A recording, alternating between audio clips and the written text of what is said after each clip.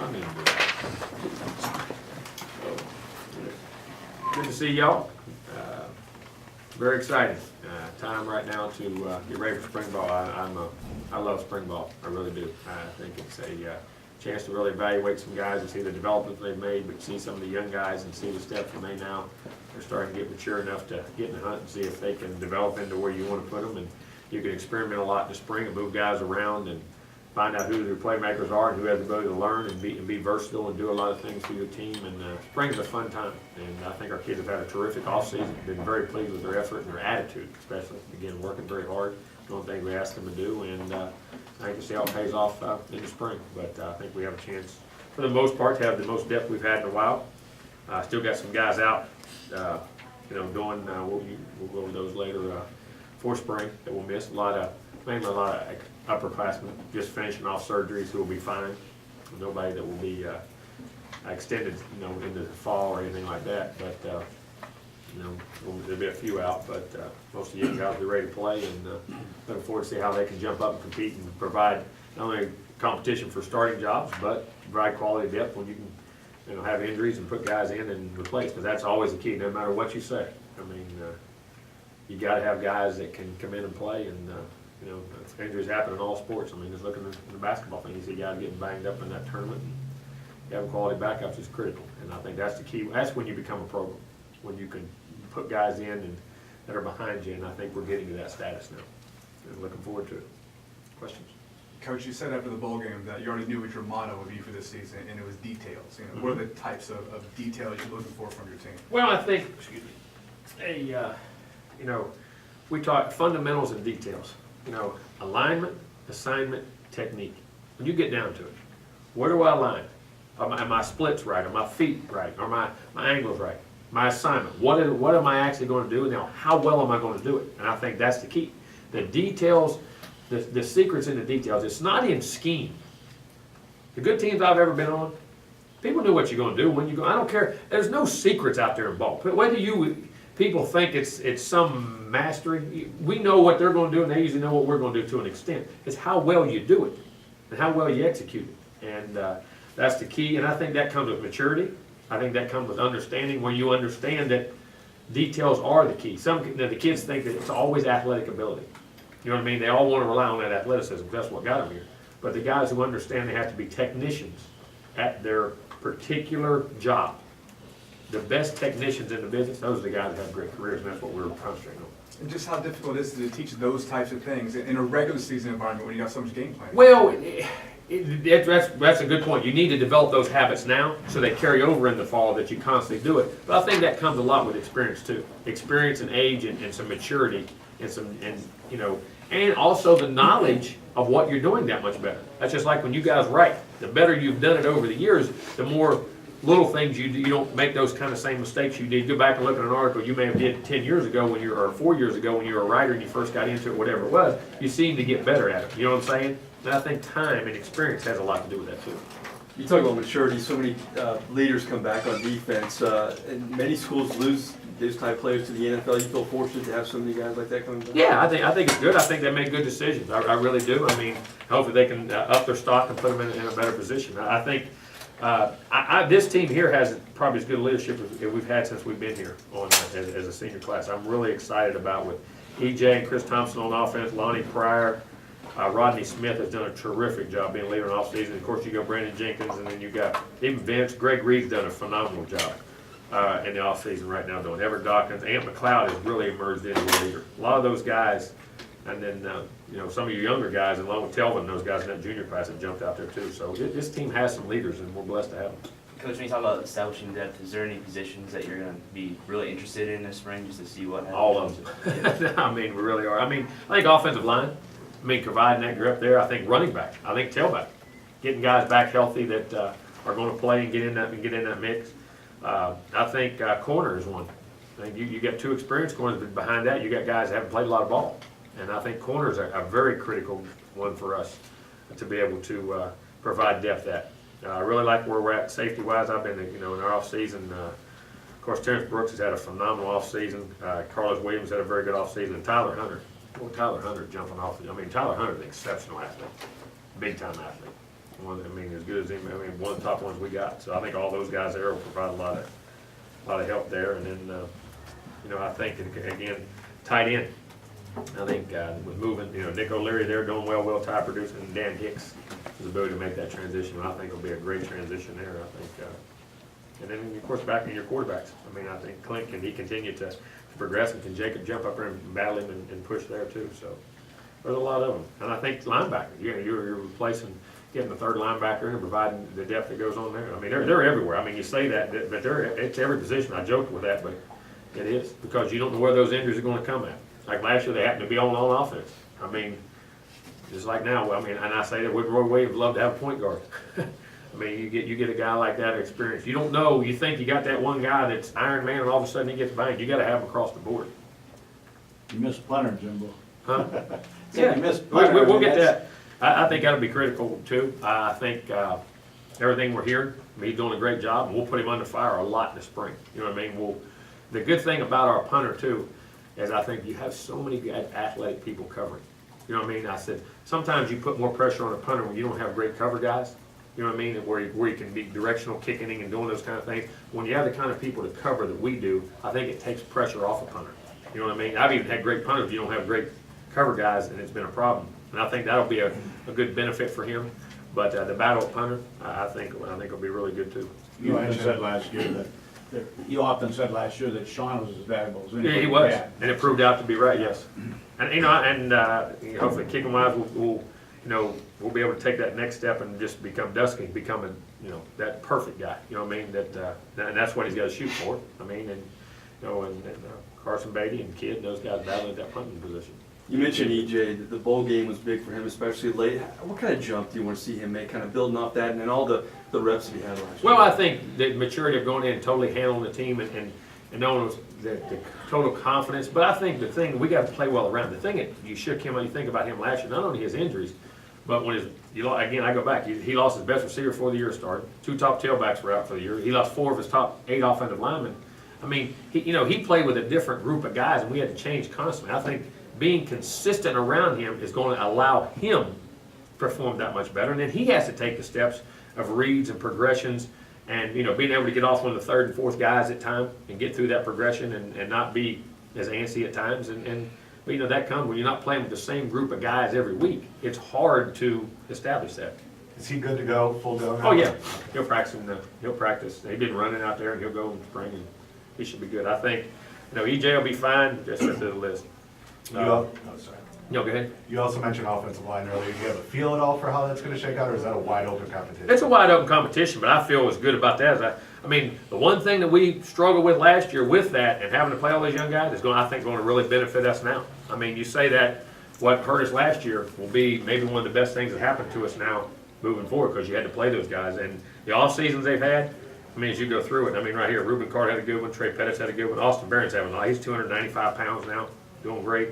Trey Jackson's 325, looks awesome. Matthias is 325, looks awesome. Bobby's 315, looks awesome. Lovelady's 290 pounds, looks great. Cam Irving being over there is going to give you, how athletic and big he is out there. I mean, that's a huge lift. Foose will be out for the spring.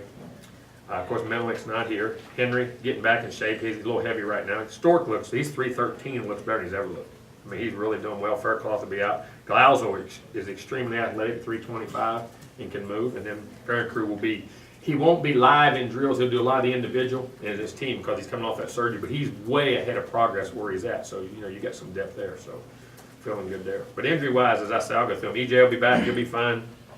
All the rest of the quarterbacks are fine. Chris Thompson, will keep him in a blue for a week or two, so he can get all of his reps and not take the shots on the back. But then we're going to build him back because he hasn't done anything for a year, basically, when you really go back to it. Smiley will be fine. Pryor will be fine. Abrams. Devontae Freeman will be out for the whole spring. He had that same lower back stuff that Chris Thompson had going into last spring and it hadn't healed up. That's weird to come into position. Freeman will be out the whole spring. Of course, Wild, I know I'm gonna get that question. When that all clears up, his situation clears, then we'll go. That's up to the court system. Beverly will be there. Bender will be there. Farron Crew will be limited, and hopefully by the second half of spring will be able to go. Faircloth will be out. Foose will be out. Rodney's fine, Halstead's fine, Halstead's looked really good. He's gotta lose some weight still, he got heavy, but he's moving good. Christian Rashad, yeah, they're all there. Larry, Dan Hicks looks exceptionally well. Him and Will Ty, Nick O'Leary all look really good. Moses is gonna go through spring. Amp will be limited early. We'll keep him down because he had both his knees scoped out, but he'll be back. He'll do some limited stuff and he'll be back in spring. Everett's fine. Jacoby will miss spring. McAllister's had an exceptional offseason. He looks really good right now. Cummings will be out probably most of the time. That knee, Journey gonna be fine. Now and Derek Mitchell, who both look really good, will be there. Brandon Jenkins looks good. Tajman's 248 now. The weight starting to really come on. Looks really good. Carradine looks good. Had a great offseason. Bjorn will be out probably most of spring with that shoulder. There ain't no reason we're not gonna, because he had to labor him, but he also had just a little rotator thing, and it wasn't bad. But he'll be fine when the season starts. We'll keep him out. Newberry looks good. Boy, he's moving good. He's 280 and 6'6", and really running, jumping, changing direction. Looks exceptionally well. Vince looks good. Moody looks great. 243, 244. Luck will be a little limited. He had a high ankle. See, he had an ankle. He had a bad, I think it was might have been a motor scooter accident. I think that's what it was. Knucklehead screwed his ankle up. Anything. Telvin looks great. Christian Jones looks better than he's ever looked. Christian looks really well. Algie Terrell looks good. Terrence Smith looks good. Demps will be out there. Justin Bright will be there. Brooks looks really good. Brooks had a great offseason. Joyner's had a great offseason. Tyler Hunter looks good. Carlos looks good. Brutus is fine. Greg Reed's has been phenomenal. Xavier probably be out all spring with that knee. He'll be fine when he comes up. Waitson's had a real good one. And Keelan Smith's had a good offseason. And you got Dustin Dolan back in Beatty. So. Jimbo, you were talking about the leadership. You would appear at least going into the season that you're fairly deep at wide receiver. Mm-hmm. Have any of those kids stepped it up in the offseason that you I've can been take really pleased with Rodney Smith. Rashad Green has jumped. I mean, you know, and you start seeing us move those guys around. Kenny Shaw's done some really good things. Halstead's getting back in the mix. Greg Dent, keep him outside. He and his slot. Christian Green's had a good solid there. Kelvin Benjamin, he's got his way. He's running better now. I mean, that big joker, look, his athletic is crazy. And so we'll get him in the mix. And but you know, Rodney and Rashad probably the most. I mean, have jumped. You know, really, you see him just jumping out, standing out. I mean, and Rashad, we're going to move those guys around a lot. You'll see us.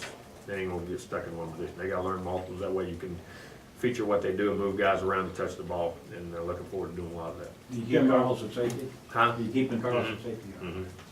Jimbo, with the kind of talent that you've been able to bring into the program over the last couple of years, is there any extra pressure on the coaching staff this year to get these guys ready? No, I think, but when guys, you have talented guys, you got to expect they're going to expect to come in, and you got to put them in there. If they're the best players, they play, and you have to do that. And that's one thing about recruiting high-profile guys. If they're ready to play, now they have to come in and earn it. Nothing's ever been promised, and I don't ever do that. You got the opportunity to play, but if you're the best player, we're going to play you. But you have to take the ability to get ready, and I think that pressure also goes to them too.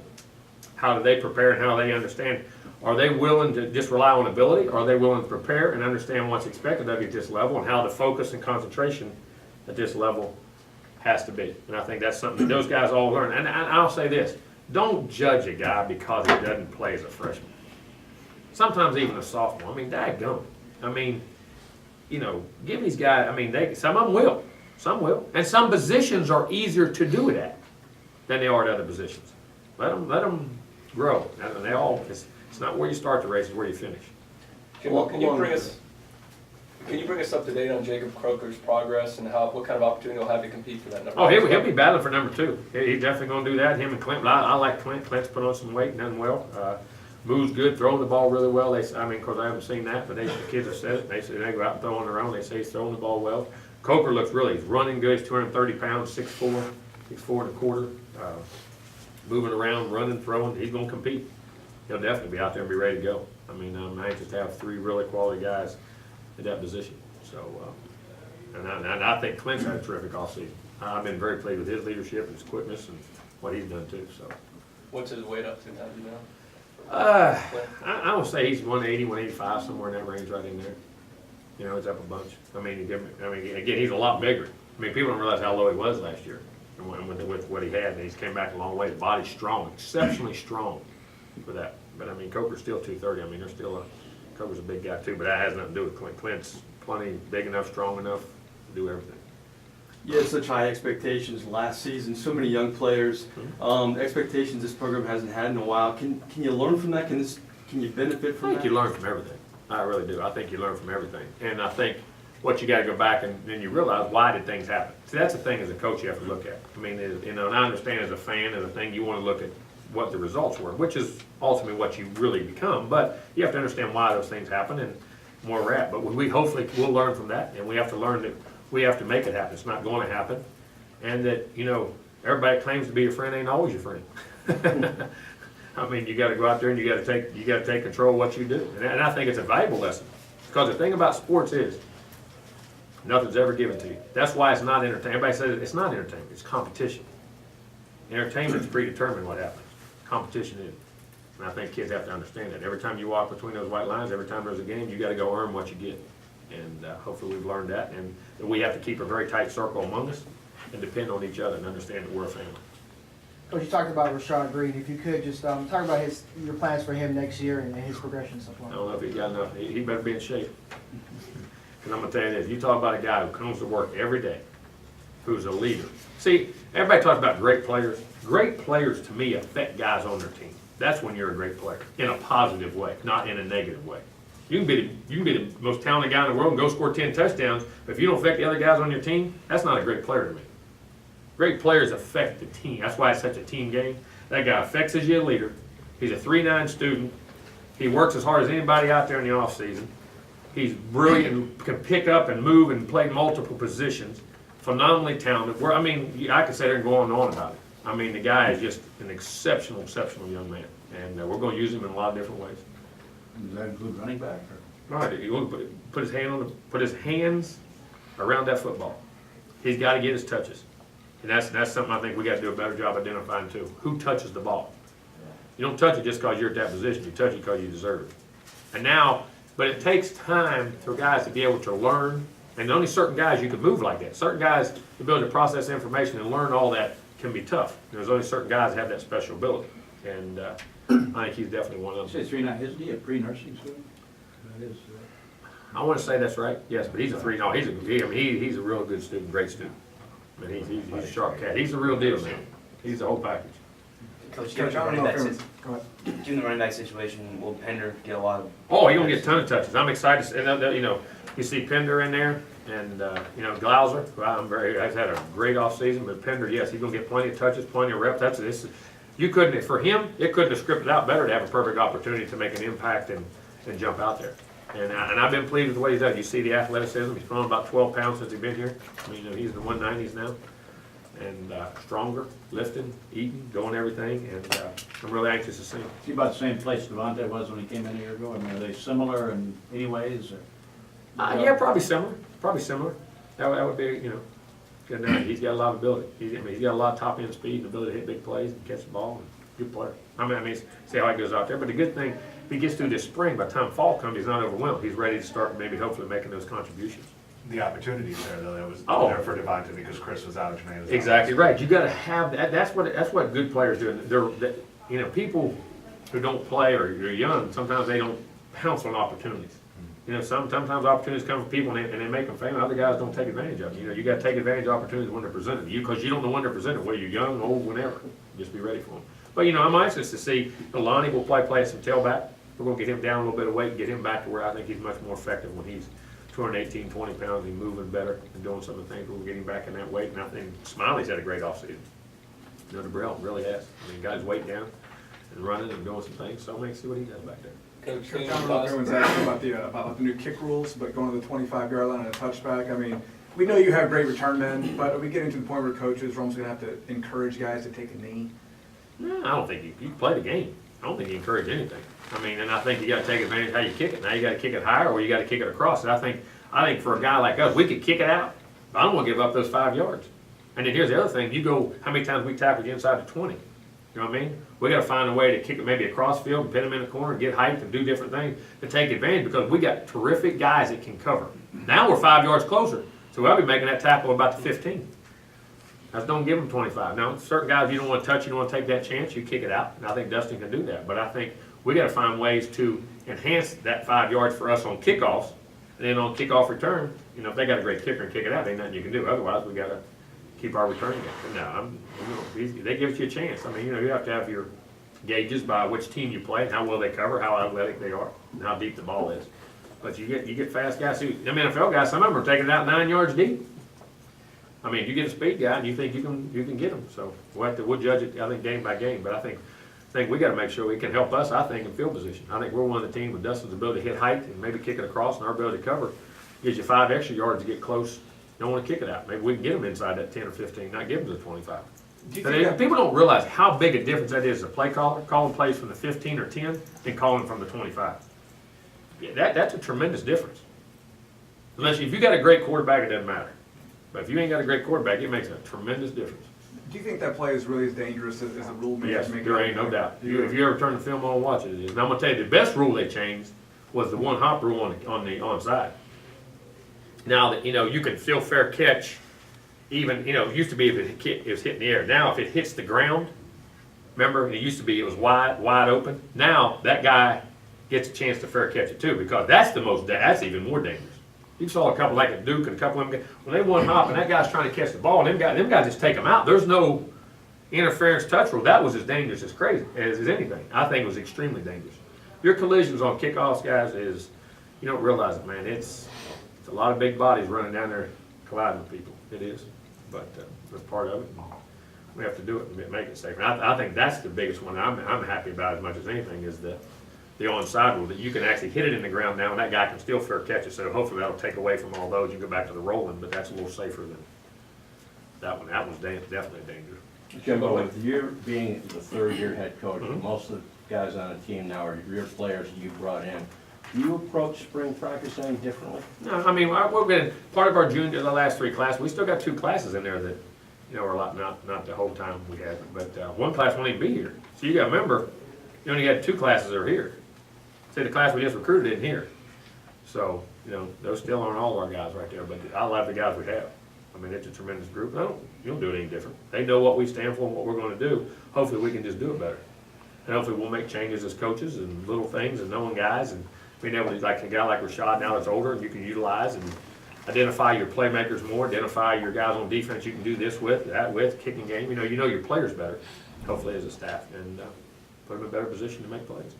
Jim, Daniel Glasser, his ability to compete for a starting position, and does he have, and I thought I saw somebody might have just 1 year. He got 1 year. Yeah. Which we found out really late, which is a crazy rule no one knew. But I'm gonna tell you, he's got the ability. He does. He's big, athletic, and boy, he can run. Powerful. So you'll have a chance to really battle right there. Is that something you can appeal, or is that? Yeah, you can appeal, but trying to get an appeal through there, No. huh? You can figure it out. Let me know. Coach, coming back to teams possibly keeping the ball away from Greg Reed on kickoffs, how much have you considered incorporating He won't be on kickoff. That was Carlos and Joyner. Okay, it'd be on punts. Oh, okay. All right. Well, on punts, have you considered incorporating him into the offense at all? Some, but I think right now we're getting enough playmakers with Rashad and those guys, and or you put 2 returners back there too. Put Rashad back there with. Remember, Rashad juiced one as soon as he got back there last year too, when Greg wasn't in there.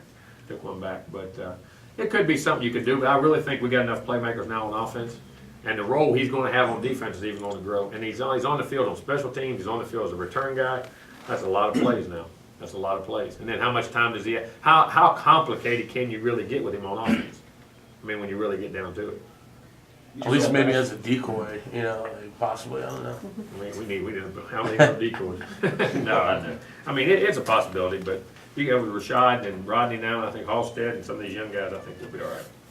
What was the ruling that took away the other year you thought you had for Glasser? So he played. It's something when he played in Switzerland. That year of age, and I don't even know what it is. When you're so old, you can't play. And he played in a club. I mean, didn't he hardly play, or I don't know what it was. How he got recognized to play football. You know what I mean? Because he was playing over. Is that similar to Corey Sermon? It's something like that. I don't want to say exactly, but he let him track it down for you. It's something like that. Yes. All I know is the other one. Yeah.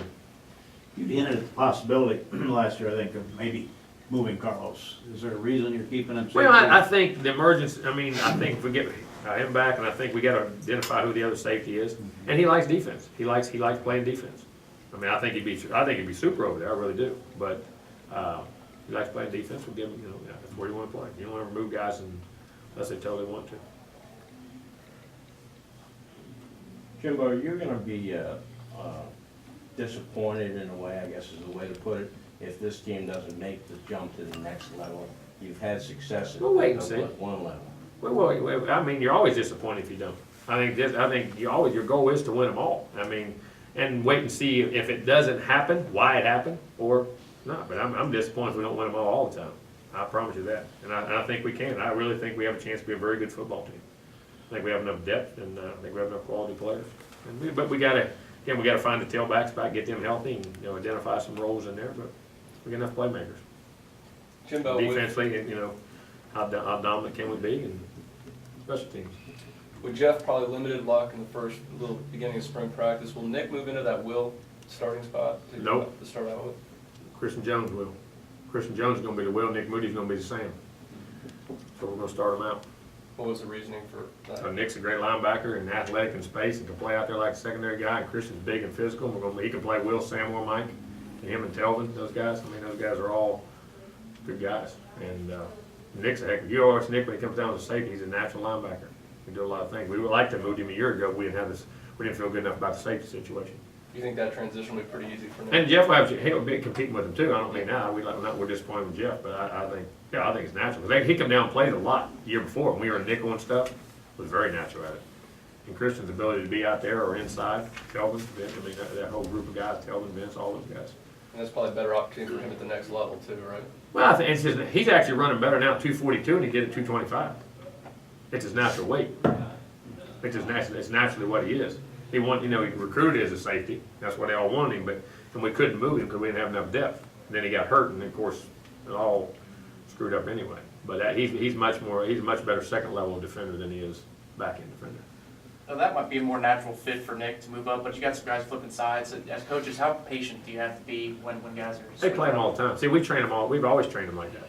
We train all your linebackers, as many guys you want. We train like a receiver, a slot, an outside guy, and all that. We train all the linebackers in all three spots. So that's something they do they practice that all the time. I mean, some of the guys that are flipping, like from Hicks or somebody like that who's flipping. Oh yeah, sides. I mean, you gotta be patient. You gotta be patient. They're gonna have to learn. You know what I mean? But you see the ability to do what they gotta do, and that's the thing about Dan and Cam. They're both highly intelligent guys. Both learn very well. Dan, he was like 29 or 30 ACT. I mean, Dan's a very brilliant guy, and Cam's a very smart guy too. So I think those guys will pick up. But there'll be a learning curve. There's no doubt. And but like I say, offense is always harder to learn. I mean, there's a lot more going on. Jimbo, last year, a lot of the excitement this time of the year, everybody was raving about Farron. He just seemed to have a little bit of difficulty adjusting to the next level. At times, he played really well at times, and then he played with a hurt. See, he played at the end of the year for about 5 games. His shoulder was hurting, and he was playing hurt half the time at the end, which doesn't help him. On top of that, and then of course Faircloth was too, and Stork was, but.